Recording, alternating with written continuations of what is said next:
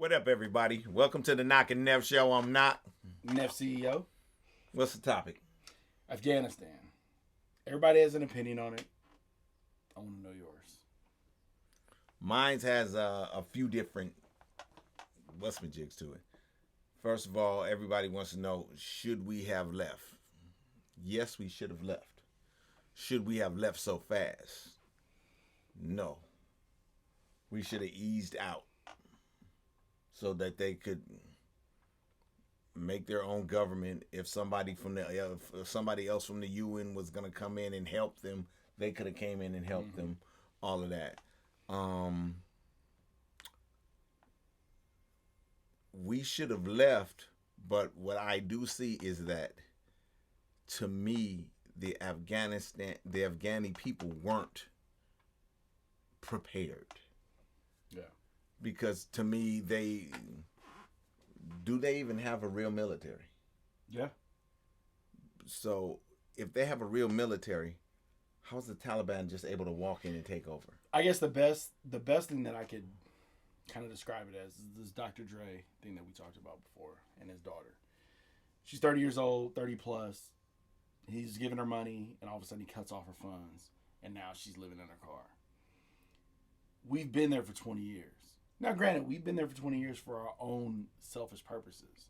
Mm-hmm. The problem is when we pulled out, they knew the Taliban was going to come in there and move in. They just knew. It was reported throughout Obama's administration, throughout Trump's administration, and now throughout Biden's administration that this was going to happen. The Taliban was waiting to take over these areas. The military, the Afghani military, basically didn't shoot a shot. They let them come in. They're so concerned and so worried about what possibly could happen that they just laid their weapons, they laid their arms down. So I'm very torn on this whole situation. Part of me is like, fight for your land. Yeah. The other part of me is Americans should have never been in there in the first place.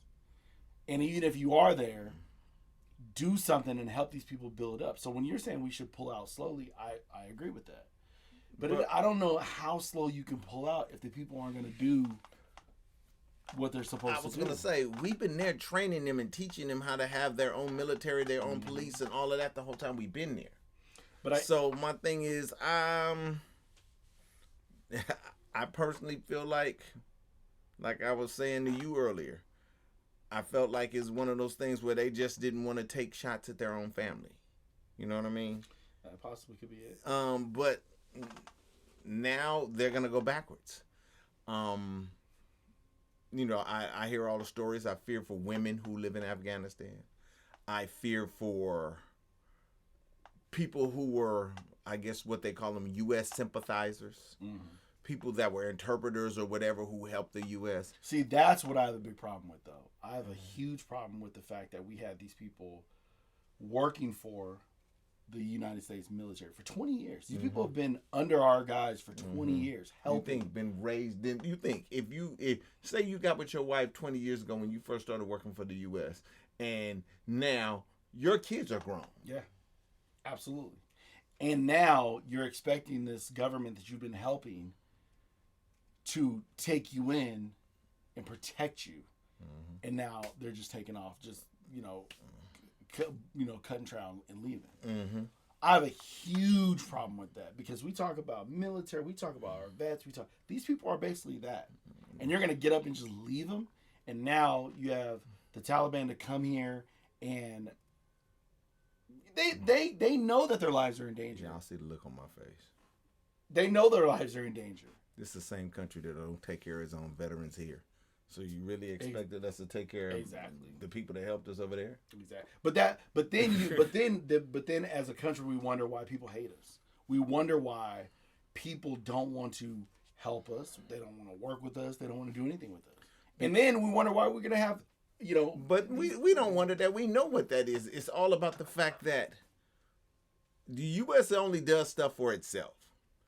And when I say for itself, as a country, we do stuff that helps the wealthy of this country. It doesn't help everybody. And so once we're done with you, we're on. We're gone to the next thing. Yeah. It's like the guy, the popular guy who dates all the hot chicks at the school or the club. Once he's done with them, he moves on. That's the same thing that this country does with everybody we do business with. But every country we burn bridges with. Yep. And you can't expect to be on this pedestal and think that these countries are going to want to work with you again. Now, think about it. If we go into another country, something else happens. We go into another country, and we're looking for people that sympathize with us, and people that we're looking for people to help us infiltrate or do the things that we need to do. Mm-hmm. Nobody's going to want to work with us because if shit hits the fan, they're going to bounce, and these people are going to be left there to die. Well, you know what? I'm not going to let you say that because then we have places where we didn't leave. You get what I'm saying? Mm-hmm. But my thing is, what is the value of that country to us? Like you said, now that America's getting out of the oil business, we're going with electric cars and electric homes, and we're trying to reduce our carbon footprint and all of this other stuff. Us occupying an area of an OPEC country that that is in that region or whatever, it's not valuable to us anymore. It's hard. I'm talking about. I've listened to podcast after podcast after podcast of the actual people talking about, these. You figure 20 years we've been in that country. These women are 20 years old, 18, 17, 16, 13, 12, and they've lived a life of openness, of Western lifestyle. And even if it's not totally Western, even if they're not going to Starbucks every day or McDonald's, they're still living a life of being able to go to school and drive. And that was recent. Going to school, learning, working at their jobs.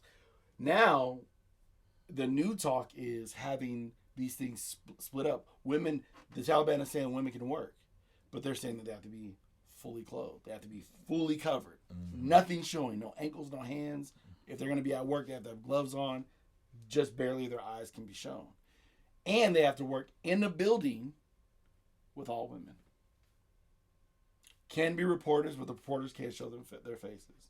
Like, there's all these things that are going to change for these women and for these people, that they're not going to be ready for. Imagine somebody coming over here. We don't even want to put a mask on. Imagine you telling your wife, or the government telling your wife, or the government telling your daughter that when she goes to school, she has to wear the whole thing, everything covered. Mm-hmm. Not going for it. That's basically what's going on over here.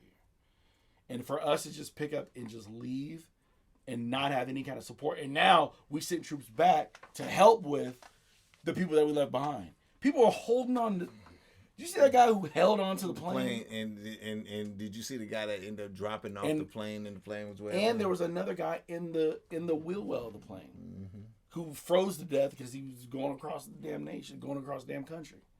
Like, come on, as a people, we have to do better. We have to. As a country, we have to do better. Because this is some bullshit. Yeah, but now on the flip side, Trump always talked about America first. Mm-hmm. He always talked about America first, and it sounds like one of the most bigoted, racist things you could say. But hindsight is 20/20, and I understand that we need to take our nose out of everybody's business and let countries handle their business. Yes, but my thing is this: just because we do, is Russia and China gonna do that? No, this is the thing. Russia and China have already made deals with Taliban. Oh, yeah. Already. Mm-hmm. Already. So, even though the Americans aren't necessarily giving them the legitimacy that they would like to get at this point, Russia and China have already given them that legitimacy. Mm-hmm. Already. But then again, Mike Pompeo has a picture with the guy who's going to be the Taliban's president. Like, this is so deeply intertwined and interlinked that it's on some, like, multiple different presidents, multiple different things. Well, We'll see where this goes. For me, it was disturbing. Like you said, we pulled out so fast, and the fact that we left our assets there instead of moving the assets out first, then moving our people out first. Another thing is, like you're saying, the way we did it is just terrible. Like I don't agree at all with the way we did it. We basically just grabbed it, was on the court playing ball, grabbed your ball, and just took off. Yeah. Let everybody sit there and just deal with the consequences of what had happened. And another thing, the people are not thinking about this. We pulled out of there. Pakistan is their neighbor. Mm-hmm. Pakistan is one of the biggest supporters of the Taliban and ISIS. Pakistan has nuclear weapons. Now, they have another ally with Afghanistan who has just as much disdain for America as they do. Mm-hmm. What did I say in another podcast we did? America creates all its enemies. Oh, yeah, absolutely. We're like Batman. Yeah. We create our enemies. Absolutely. The problem is that after we create them, we feel the need to play victim and say, "Oh, look at this. We need to do something about this. We need to stamp this out before it gets started."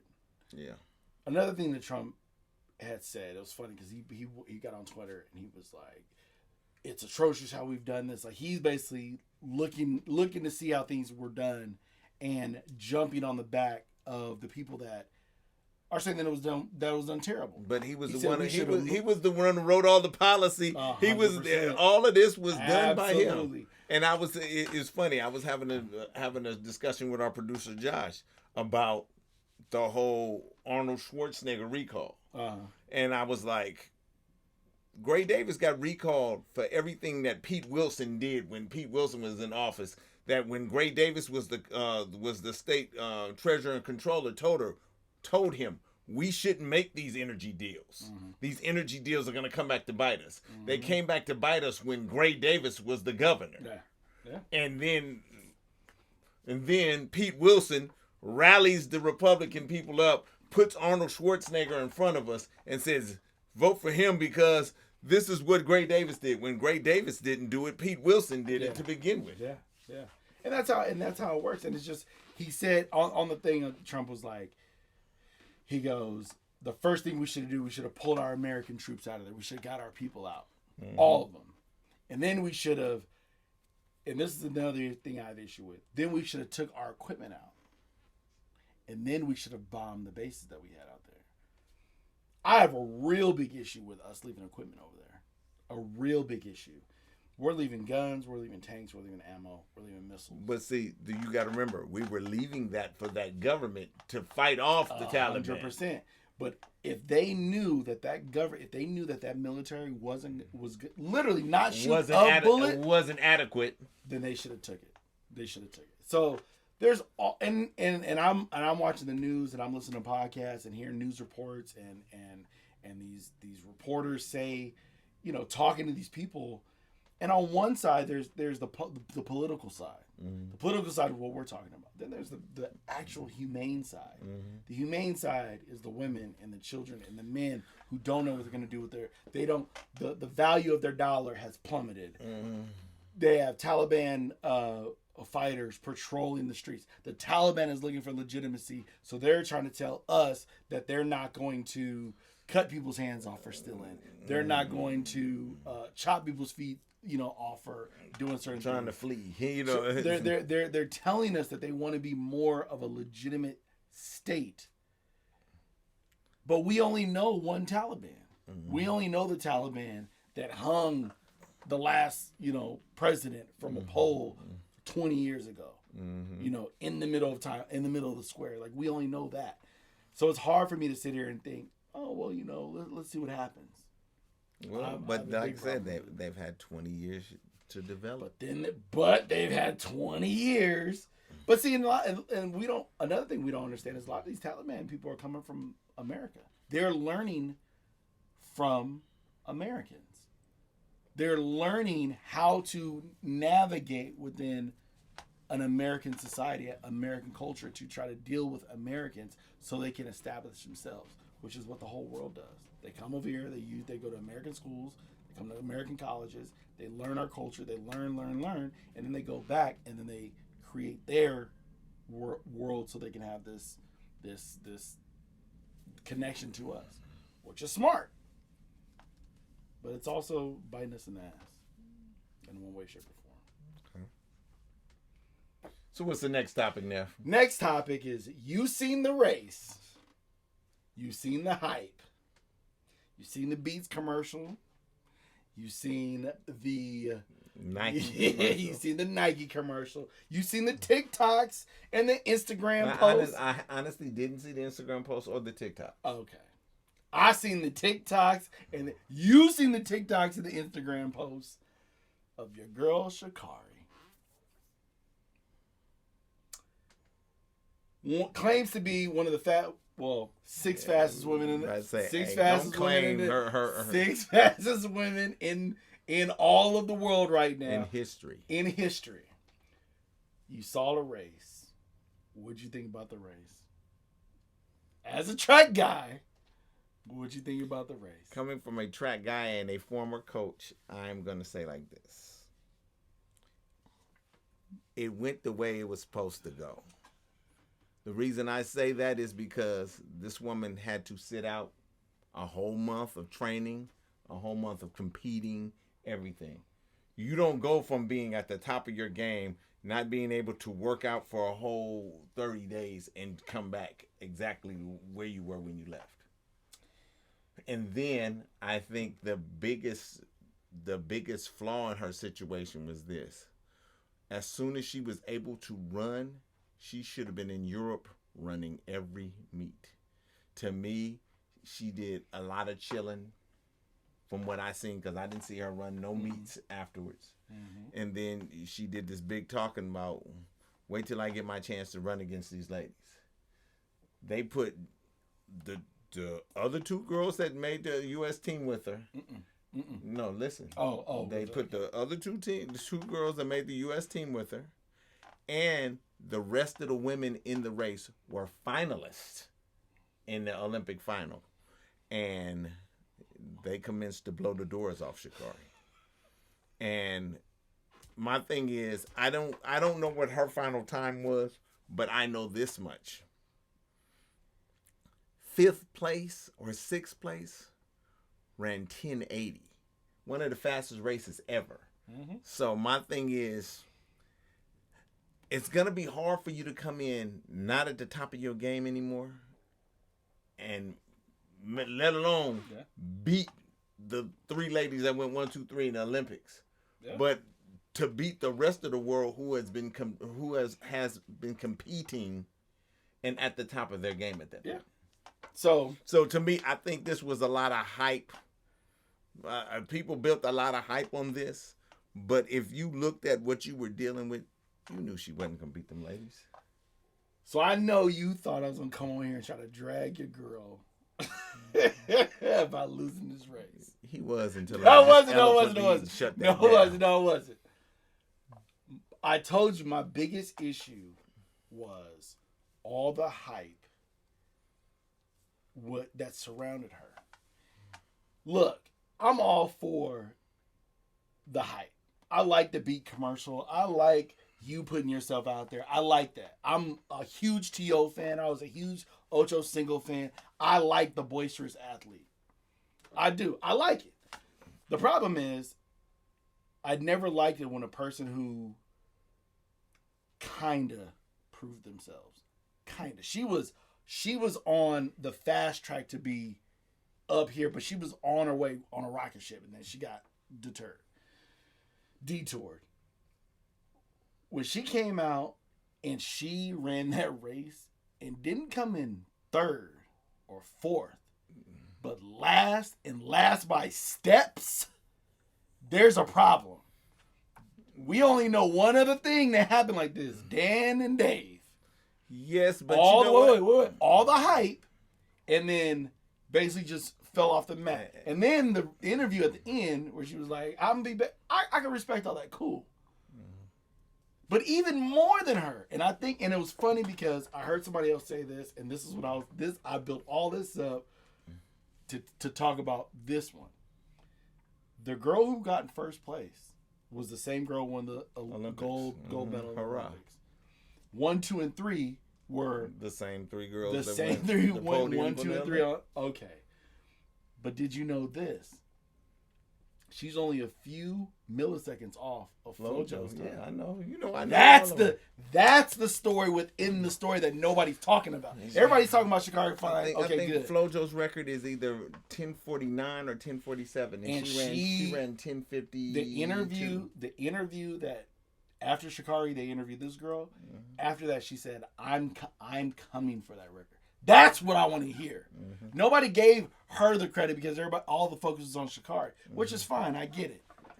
Now, what I don't agree with you on, there's a multitude of different ways that we can train as professional athletes that don't have to do with you being on that track. There's a billion tracks out here. Hold on. Let me finish. Let me finish. There's a billion tracks out here. And because she is who she is, Nike gave her access to their track. No, she couldn't.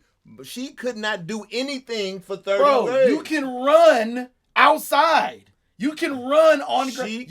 You run on the sand. No, you stop. No. If you're a professional athlete, if you're a basketball player, if you're a football player. She was on suspension. You can run. She cannot train. You can't run. You can't go outside right now and run. No. At all. Not without them banning you for the next 4 years. You can't. If they tell you cannot run. How are you not gonna? How are they gonna tell you not to run? Because that is what you're doing for This is what you're doing for a living at this point. The NFL can't. They can tell you, look, you can't come to the training facility. But where can you train at? Yeah. Anywhere. Right, but in track and field, you can't do that. You can't just run. If the arbitrators catch you training somewhere, your ban becomes longer. You can't do that in track and field. That's some bullshit. Ain't no way. I'm telling you. Ain't no way. She'd have had to take off her little wigs and dress like a boy and go out there and be somebody else. She couldn't be Sha'Carri. So then why didn't she do that? Because there could be no coaches and nothing with her. She knows how to train. Not necessarily true. You might know. Come on now. Dude, just because you go to practice every day don't mean you understand the science of it. Running is running. We both know that. You train for how long? You train for how long? Listen to what I'm about to say. If that was the case, all the Hall of Famers that have been failed basketball coaches would have been better coaches. That's different. No, that's not. That's different because you're a basketball player versus a coach. That's two different things. That's why people who never played basketball can be coaches. You know the game. You know the game better than anybody. Michael Jordan, Magic Johnson was a terrible coach. Great basketball player, Hall of Famer. That don't mean he can take that in Jason Kidd. Coach. Amazing basketball player. Larry Bird. Great coach. Great basketball player. Yeah, all right, coach. Great coach. He was all right. Come on, man. One team that was going to go. He had one team. Dude. That was the Malice in the Palace team. They was going to probably win the championship that year. And we went to shit. But I don't see how you cannot. Now, if you're telling me that you can't go outside and run, then don't talk shit. Don't talk shit when you're going against the best of the best of the best. But see, this is what me and you talked about this, and you know this is true. Some people have to hype themselves up in order to get to that place, especially when you know you haven't been able to train the way you should have. Because we know a whole bunch of football players who talk shit and got in the DB's heads. That's true. And that was the reason why they was looking good that day. That's true, but you can't do it. But you got to remember. You watch MMA. All these dudes talk shit. All these dudes are. But that's part of the hype. The hype 100%. But this is not that. All you got to do is not come in last place. Hey, she didn't. Look, at that point, she was not on the level not to come in the last place. Here's what I want to do. So what do you do? What do you do when you've already been booked? No, listen what I'm about to say. In that race, the two girls that she beat in the Olympic trials, Tiana Daniels ran 10.80 in 5th place. Mm-hmm. It was a fast race. Don't get me wrong. Look, fast race. Tiana Daniels hadn't ran faster than 10.90. She ran 10.80, a whole 1/10 of a second faster than she ever ran. Well, let me ask you this. Like I said, the story that I'm more interested in. Because I think every woman in that race their whole mindset was, she not beating me. 100%. I was in the Olympic finals. She not beating me. The story within the story is what I wanted to talk about. Is about this girl who's going for FloJo's record. Mm-hmm. I think that we have to focus on that. My next question to you is, what is this girl's future now? Who? Now, what is Sha'Carri's future? Now that this has happened, and she's obviously been humbled. And I like when an athlete gets humbled, learns from their mistakes, comes back. LeBron losing in the finals. You know what I'm saying? Jordan getting pummeled by Detroit, but even being scoring leader. Like, gets humbled and comes back. Do you think she can rebound from this loss and be on the podium in a few years? Definitely. Because, see, this is what people fail to realize. As a freshman in college, Sha'Carri Richardson was the fastest woman in the world. She walked out of high school into college, finished that season, and ran 10.72 as a freshman in college. Then this year, she run 10.60 something this year? Yeah, something like that. So my thing, and that was after having a horrible season last year. I mean, in 2019. So my thing is, she's overcome the adversity before. She'll be fine. And I think this is even more fuel for her for the next 4 years to prove. Good. I am the best track athlete in the 100 meters. Because I'll say this, she has a lot of people rooting for her. She has a lot of people rooting against her. And as an athlete and as a sports fan, like this whole situation is really funny to me. It reminds you of LeBron James, doesn't it? It reminds me of LeBron. It does, but that's saying something. Yeah. We all know who he is now. Mm-hmm. So it reminds me of this, but also, like I said, the story within the story is this other girl who is. Well, if she gets listen, Elaine Thompson-Herah is great. And see, the trip to it is a lot of people didn't realize this. Elaine Thompson-Herah has this whole thing going on too, because you, like say, you're not a track and field dude, but even Usain Bolt said Shelly Ann Fraser was going to be the Olympic champion. That's the girl that took second. Because the 2 Olympics before Elaine Thompson-Herah won, Shelly Ann Fraser was the Olympic champion. See, the last 4 Olympics, a Jamaican woman has won the 100. Okay. And then coming into the Olympics, Shelly Ann Fraser had run the fastest time in the world.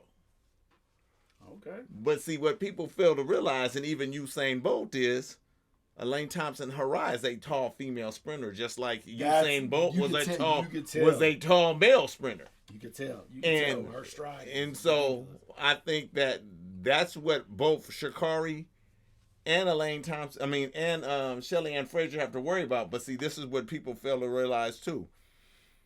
The upside for Sha'Carri is this. Sha'Carri is what, 21 at this? I think she's 20. 21. Elaine Thompson is like 28, 29. Yeah. Shelly Ann Fraser's 32, 34, or somewhere in there.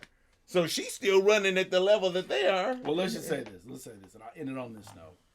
I'm looking at both these women to take this sport. I do hope that she beats FloJo. I do hope Shelly Ann Thompson beats. No, you mean Elaine Thompson. Elaine Thompson beats FloJo's record. I think it'll do so much for the sport. Now, don't get me wrong. FloJo's untouchable. FloJo's Muhammad Ali when it comes to this. But for a woman now to beat this record, that would be amazing. And then, you know what I'm saying, I'm rooting for the underdog to come and prove herself. But speaking of Olympics, let's talk about the Hood Olympics. Let's talk about the Hood Olympics. We've all seen... What is the Hood Olympics? We've all seen this milk crate challenge where they've set up this pyramid of milk crates. If I gave you $2,500, that's what it is. If you win, you get $2,500. If I gave you $2,500, would you attempt to do this? At this age, hell no. Shit, I fall, I'm breaking something. That's why it's interesting. That's why it's interesting. If I was a youngster, yeah, I'd do it. So for all you guys who don't know out there, there's a milk crate challenge. I think it's like they're stacking milk crates, and you have to walk up the milk crates and walk down. And mind you, the milk crates are not intertwined or intertangled, so it gets to the point where you're walking on these individual and they're swaying, and you trying to walk down, and the transfer of your weight is what makes them move a certain way. Mm-hmm. Just go on it, just fuck Google shit. it. Just YouTube it, Google it. That's my morning. Every time I see something, I die because these older people be on there trying to make this $25. And it's, don't get me wrong, like, Man, it's dirty how they doing it. I've seen some people, like, it look like they ending their lives trying to do this. You see that old woman fall flat on her face? It looked like she broke her neck. I was like, good Lord. Yes. And then there was a dude who gets to the top, and he takes that step, and, I mean, he falls flat on his head. He had to break his neck. There's been a couple people. I seen one dude get to the top and jump off, thought he was going to make it to the bottom, jump off, and the crate just fell, and he just landed on the rest of the crate. It's breaking ribs, everything else. Look, we do some interesting stuff, but this has to be one of the most hilarious things I've ever seen anybody do. Ridiculous. And try. Hood Olympics, Milk Crate Challenge. That's not. That's their CEO. Peace. Till next time.